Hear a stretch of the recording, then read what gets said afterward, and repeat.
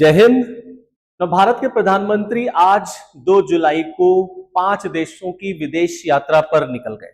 आज सुबह जब मैं ये वीडियो आपके साथ रिकॉर्ड कर रहा हूं, जब आप ये वीडियो देखेंगे तो भारत के प्राइम मिनिस्टर जो है वो विदेश यात्रा पर निकल चुके हैं। ये विदेश यात्रा उनकी अब तक की सबसे लंबी विदेश यात्रा मानी जा रही है। 8 दिनों तक वो भारत से बाहर रहेंगे। अब आज के इस वीडियो लेक्चर में हम इन्हीं सारे बिंदुओं पर डिस्कशन करेंगे कि आखिरकार में इस विदेश यात्रा से भारत को क्या मिलेगा, किस तरीके से इस विदेश यात्रा को देखा जाना चाहिए। तो चलिए फिर मैं अभिषेक मिश्रा आप सबका वैद आईएएस के यूट्यूब मंच पर बहुत बहुत स्वागत करता हूं।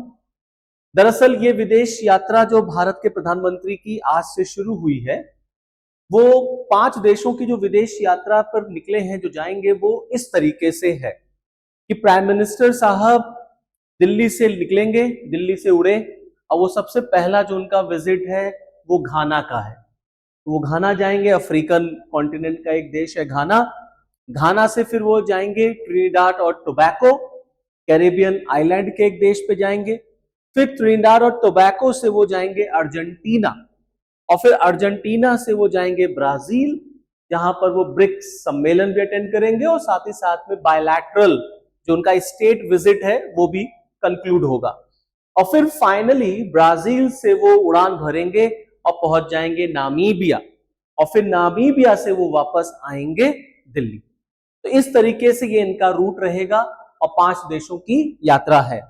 अब मैं आपको यहां बता दूं कि पहली बार ऐसा नहीं है कि भारत के प्राइम मिनिस्टर एक ही साथ 5 देशों की विदेश यात्रा कर रहे हैं।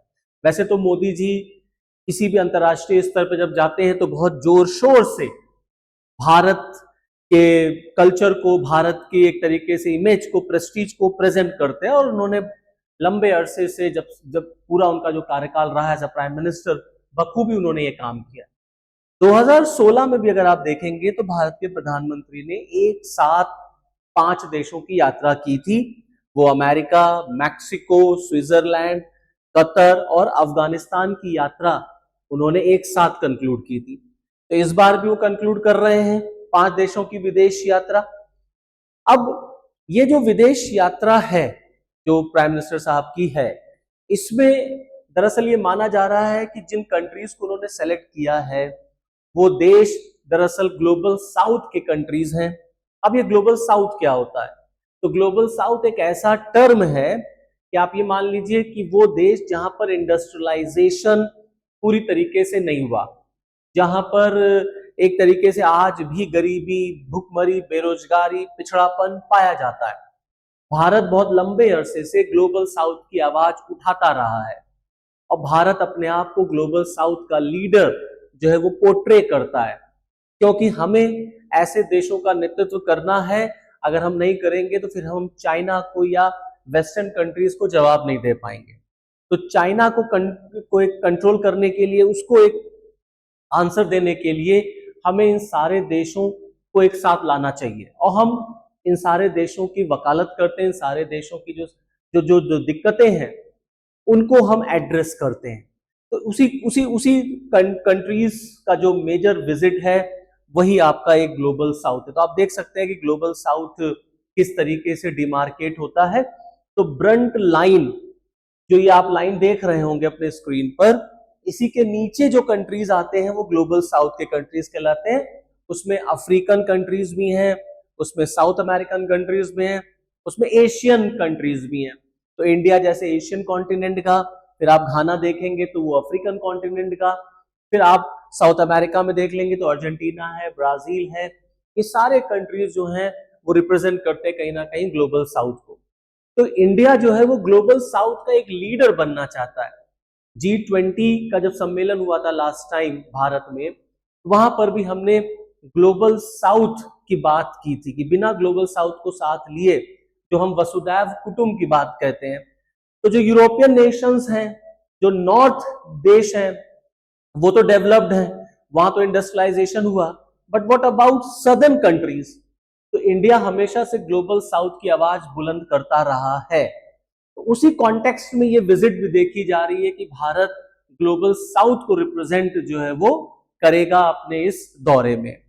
नाउ अगर हम बात करें एक एक कंट्रीज की, तो आप देखेंगे कि जैसा मैंने आपको बताया कि सबसे पहले प्राइम मिनिस्टर साहब जो है वो घाना पहुंचेंगे। घाना दरअसल वेस्ट अफ्रीका का एक देश है, आप देख सकते हैं, वेस्ट अफ्रीकन कंट्री है और एक फास्टेस्ट ग्रोइंग इकोनॉमी है घाना।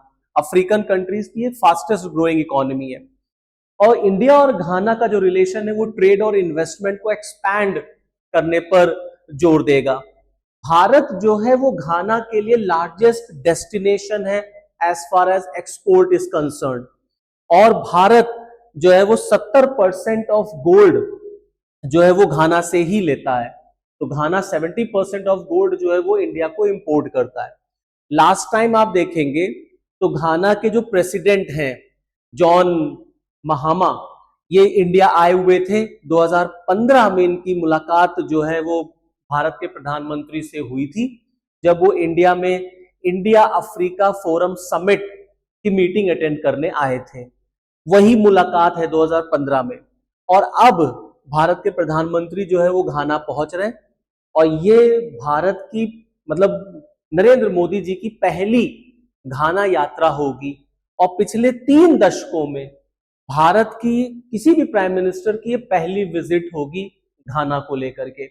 तो कहीं ना कहीं हम घाना के साथ अपने रिलेशंस, अपना ट्रेड, अपना इन्वेस्टमेंट जो है वो मजबूत करना चाहते हैं और पूरा जो ये अफ्रीकन कॉन्टिनेंट है, यहां मैं आपको बताना चाहूंगा कि इस पूरे अफ्रीकन कॉन्टिनेंट को डार्क कॉन्टिनेंट के नाम से जाना जाता था, लेकिन चाइना ने ये मिथ जो है ना ये तोड़ दिया और चाइना ने जबरदस्त इन्वेस्टमेंट किया है अफ्रीका में। तो भारत भी चाइना को काउंटर करने के लिए अफ्रीकन कॉन्टिनेंट में इन्वेस्टमेंट करता है और तमाम देशों के साथ हमारे रिलेशंस हैं। साउथ अफ्रीका के साथ तो आप जानते ही हैं किस तरीके से भारत और साउथ अफ्रीका के रिलेशन है। साउथ अफ्रीका भी जो है वो अफ्रीकन कॉन्टिनेंट का एक देश है। आज से नहीं, आजादी के टाइम से, गांधी जी के समय से भारत और दक्षिण अफ्रीका के संबंध है।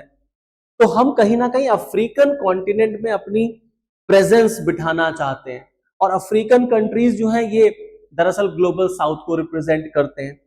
तो इंडिया और अफ्रीकन कंट्रीज में बहुत सारी सिमिलैरिटीज आपको मिलेंगी। जैसे फॉर एग्जांपल हमारे देश में भी इंडस्ट्रियलाइजेशन बहुत तेजी से नहीं हुआ, अफ्रीकन कंट्रीज में नहीं हुआ। हमारी भी हिस्ट्री कोलोनाइजेशन की है, हम लोग भी ब्रिटिशर्स के गुलाम रहे। अफ्रीकन कंट्रीज भी जो है वो कहीं ना कहीं कॉलोनी हुआ करते थे। तो एक सिमिलैरिटी आपको देखने को मिलती है। तो इंडिया उस पॉइंट ऑफ व्यू से अफ्रीकन कंट्रीज के साथ एक सिंपैथी रखता है। तो हम चाहते हैं कि अफ्रीकन कंट्रीज में जो पिछड़ापन है, जो गरीबी है, वो दूर होनी चाहिए और ये तभी दूर होगी जब मिलके काम किया जाएगा। चाइना अफ्रीकन कंट्रीज में इन्वेस्ट करके वहां के रिसोर्सेस को यूज करना चाहता है and African countries are rich in resources, तो ऑटोमेटिकली इनके संसाधन का जो इस्तेमाल कई यूरोपियन कंट्रीज भी करते हैं, चाइना भी करता है। तो हमें चाइना को काउंटर करने के लिए हमें भी अफ्रीकन नेशंस में अपनी पकड़ मजबूत करनी ही पड़ेगी। तो उस डायमेंशन से भी आप ये विजिट देख सकते हैं कि प्रधानमंत्री जी ने घाना को क्यों सेलेक्ट किया। तो घाना पहला जो है प्राइम मिनिस्टर साहब का विजिट होगा।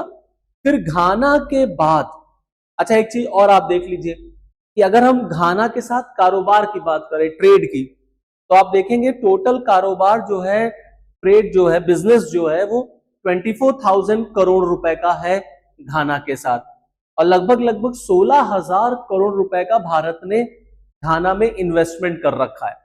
तो ये भी एरिया है, इसको भी हमें बढ़ाना है, घाना के साथ अपने बिजनेस जो है वो एक्सपैंड करना है।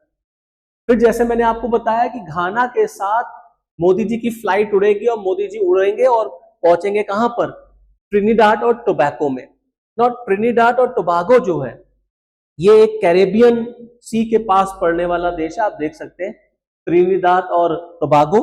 नॉट ट्रिनिडाद और टोबागो जो कैपिटल है आपकी पोर्ट ऑफ स्पेन, यहां पर प्राइम मिनिस्टर साहब का विजिट किस तरीके से इंपॉर्टेंट है। तो आप देखें कि 40 to 45% ऑफ इंडियन डायस्पोरा जो है वो कैरेबियन एरिया में जो रहते हैं, उसमें से 40 to 45% इंडियन डायस्पोरा त्रिनिदाद और टोबागो में ही रहते हैं। तो एक इंडियन डायस्पोरा वाला भी एंगल है। दूसरा, प्रधानमंत्री मोदी जी का ये पहला विजिट होगा त्रिनिदाद और टोबागो को। प्लस 1999 में आप देखेंगे तो पहला बायलैटरल विजिट हुआ था किसी इंडियन प्राइम मिनिस्टर के द्वारा। अब उसके बाद मोदी जी जो है वहां पहुंच रहे हैं। हाँ, 2024 में प्राइम मिनिस्टर साहब गुआना जरूर गए थे, तो ये दिखाता है कि 24 में आप ऑलरेडी उसी के आसपास एरिया में होकर के आए हैं और फिर आप पहुंच रहे हैं उस एरिया में। तो ये दिखाता है कि हम एज इंडियन गवर्नमेंट जो है वो इस नेशन को या इस पूरे रीजन को कितना इंपॉर्टेंस देती है। तो ऑटोमेटिकली ये दिखाता है कि भारत के लिए ये एरिया बहुत इंपॉर्टेंट है। अच्छा, एक चीज और, ये जो विजिट है ये कहीं ना कहीं 180 इयर्स, मतलब जो इस एरिया में त्रिनिदाद और टोबैगो में जो इंडियंस इमिग्रेंट्स हुए थे, जो इंडियंस को वहां पर लेके जाया गया था एज अ लेबर, उनके 180 साल भी पूरे हो रहे हैं। 180 इयर्स पूरे हो रहे हैं इस विजिट, जब ये विजिट हो रही है तो उस पॉइंट ऑफ व्यू से। दूसरा, जो इस देश की प्राइम मिनिस्टर और प्रेसिडेंट है दोनों इंडियन ओरिजिन की हैं। तो आप देखेंगे अगर आप प्रधानमंत्री की बात करेंगे टीएनटी की, तो वहां की जो प्राइम मिनिस्टर है वो कमला प्रसाद बिस्वेसरा हैं, तो ये भी इंडियन ओरिजिन की ही है।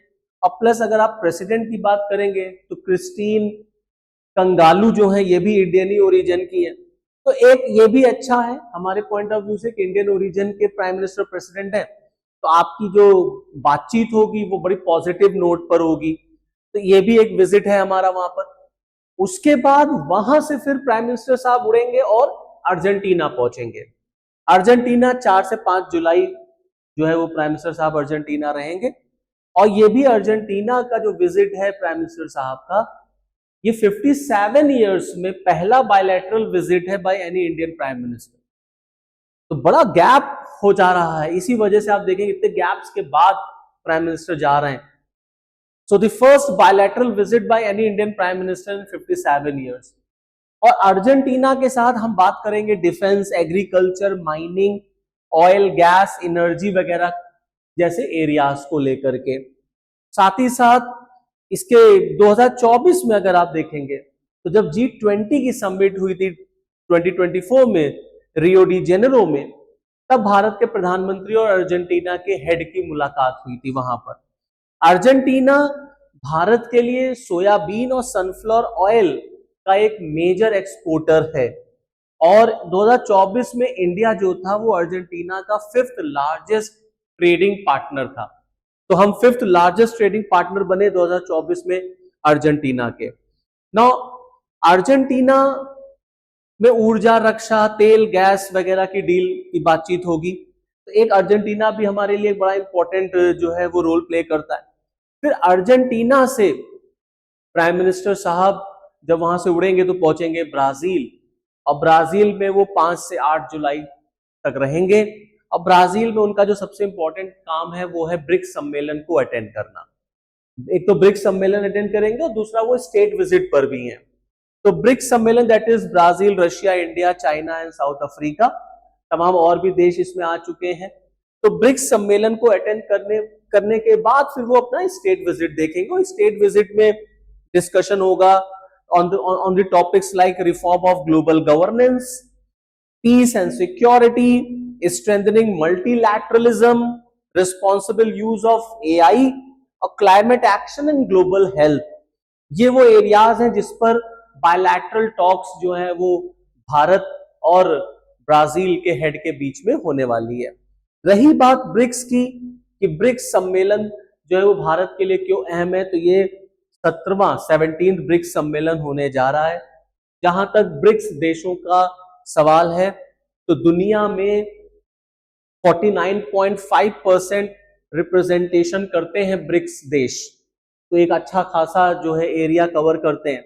प्लस अगर हम जीडीपी की बात करें तो ग्लोबल जीडीपी का 40% हिस्सा जो है, 40% हिस्सा छोटा मोटा नहीं होता, 40% हिस्सा ग्लोबल जीडीपी का ब्रिक्स कंट्रीज जो है वो कंट्रीब्यूट करते हैं, वो कैरी करते हैं। तो ये दिखाता है कि ब्रिक्स की क्या स्ट्रेंथ है। और ब्रिक्स प्लेटफॉर्म को यूज किया जाएगा चाइना को, ब्रिक्स प्लेटफॉर्म यूज किया जाएगा अमेरिका को जवाब देने के लिए, जो अमेरिका के साथ भारत का एक तरीके से टैरिफ वाला जो इशू चल रहा है।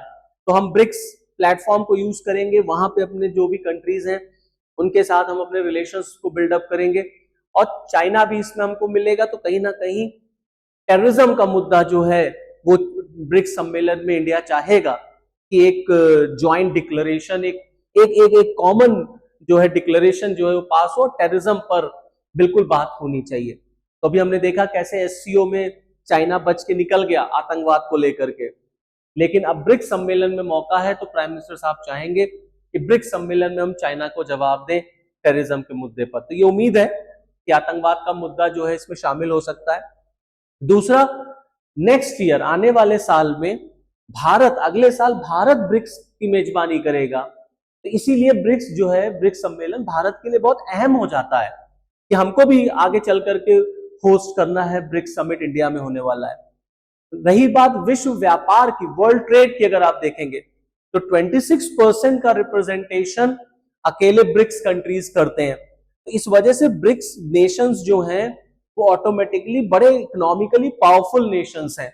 तो उनके साथ भारत की दोस्ती, उनके साथ भारत मंच साझा करना, ये हमारे लिए इकोनॉमिकली बहुत बेनिफिशियल है, क्योंकि हमको आगे चल के एक डेवलप्ड नेशन होना है 2047 तक। BRICS satellite, constellation, vaccine R&D centre, pharma उत्पादों को पारंपरिक मान्यता जैसी पहलों से हम ब्रिक्स देशों के आम नागरिकों के जीवन में सकारात्मक बदलाव ला रहे हैं। फिर वहां से ब्रिक्स सम्मेलन फिनिश करके, ब्राजील का स्टेट विजिट फिनिश करके, फिर मोदी जी नामीबिया के लिए उड़ेंगे, और नामीबिया उनका लास्ट जो है वो डेस्टिनेशन होगा। फिर नामीबिया से वो भारत वापस आएंगे। अब नामीबिया 9 जुलाई को वो नामीबिया में रहेंगे, और ये भी उनकी पहली नामीबिया विजिट है, और किसी भारतीय प्राइम मिनिस्टर, मतलब तीसरे प्रधानमंत्री होंगे जो नामीबिया जाएंगे। मोदी जी की ये पहली जो है नामीबिया विजिट है। इस विजिट की सबसे खास बात यह है कि प्राइम मिनिस्टर साहब नामीबिया की पार्लियामेंट को भी विजिट करेंगे, और पार्लियामेंट को एड्रेस करेंगे वहां पर। So he is going to address the Namibia's parliament. और रही बात ट्रेड और कॉमर्स के लिए, तो भारत ने और भारत की कंपनियों ने नामीबिया में इन्वेस्ट कर रखा है तमाम एरियाज में, लाइक माइनिंग है, मैन्युफैक्चरिंग है, डायमंड प्रोसेसिंग है।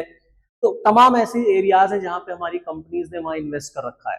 तो नामीबिया के साथ भी हम अपने रिलेशंस अच्छे करना चाहेंगे, और नामीबिया भी एक अफ्रीकन कंट्रीज है। तो आप देखें, अफ्रीकन कॉन्टिनेंट के 2 कंट्रीज को जो है मोदी जी कवर करेंगे, एक घाना और दूसरा नामीबिया। 2 कॉन्टिनेंट्स मोदी जी पूरी विजिट में कवर कर रहे हैं। एक कवर करेंगे अफ्रीका को, और एक कवर कर रहे हैं आपके साउथ अमेरिका को। प्लस आपको याद होगा 2022 में चीता डिप्लोमेसी बहुत न्यूज में था। 8 चीते नामीबिया से ही भारत लाए गए थे, और मध्य प्रदेश के कूनू नेशनल पार्क में जो है उन्हें वहां पर प्लेस किया गया था, रीलोकेट किया गया था। ये 2022 की घटना है जो नामीबिया के साथ चीता डिप्लोमेसी चली थी। तो अब हमारे प्राइम मिनिस्टर साहब वहां जा रहे हैं। प्लस नामीबिया में हम अपने यूपीआई का एक्सपेंशन करना चाहते हैं। प्लस नामीबिया का क्रिटिकल मिनरल्स, ये बहुत इंपॉर्टेंट है। अगर नामीबिया के क्रिटिकल मिनरल्स पर हमारी डील हो गई, तो आप समझिए कि भारत की डिपेंडेंसी जो चाइना पर है ना, वो कम हो जाएगी। और क्रिटिकल मिनरल्स आज के टाइम में कितने इंपॉर्टेंट हैं। इसी क्रिटिकल मिनरल्स के लिए आप देखिए ट्रंप जो है वो यूक्रेन को छोड़ नहीं रहा है। तो आज के लिए आपको क्रिटिकल मिनरल्स बहुत इंपॉर्टेंट है इकोनॉमिकल डेवलपमेंट के लिए। तो हम भी अभी हमारा क्रिटिकल मिनरल्स पे डिपेंडेंसी चाइना के ऊपर है। तो अगर नामीबिया से ये चीजें हो जाती हैं, घाना से हमारा एग्रीमेंट हो जाता है, क्योंकि मैंने आपको बताया that Africa is full of minerals, तो वो हमारे लिए बड़ा फ्रूटफुल होगा। और फाइनली फिर एट लास्ट ये सारा जो एरिया है, ये सारा जो विजिट है, वो अल्टीमेटली ग्लोबल साउथ की आवाज को बुलंद करने के लिए है कि दुनिया ग्लोबल साउथ की आवाज को सुने, और भारत ग्लोबल साउथ की आवाज को हर मंच पर आगे रखेगा, और ग्लोबल साउथ के विकास के लिए भारत जो एक तरीके से कमिटेड है। तो कुल मिलाकर के मोदी जी की इस तरीके की ये विदेश यात्रा होगी। मोदी जी की सबसे लंबी विदेश यात्रा इसको माना जा रहा है। तो चलिए फिर आज के लिए इतना ही। इस वीडियो लेक्चर के साथ मुझे दीजिए इजाजत। फिर किसी टॉपिक के साथ आपसे मिलेंगे। तब तक के लिए जय हिंद।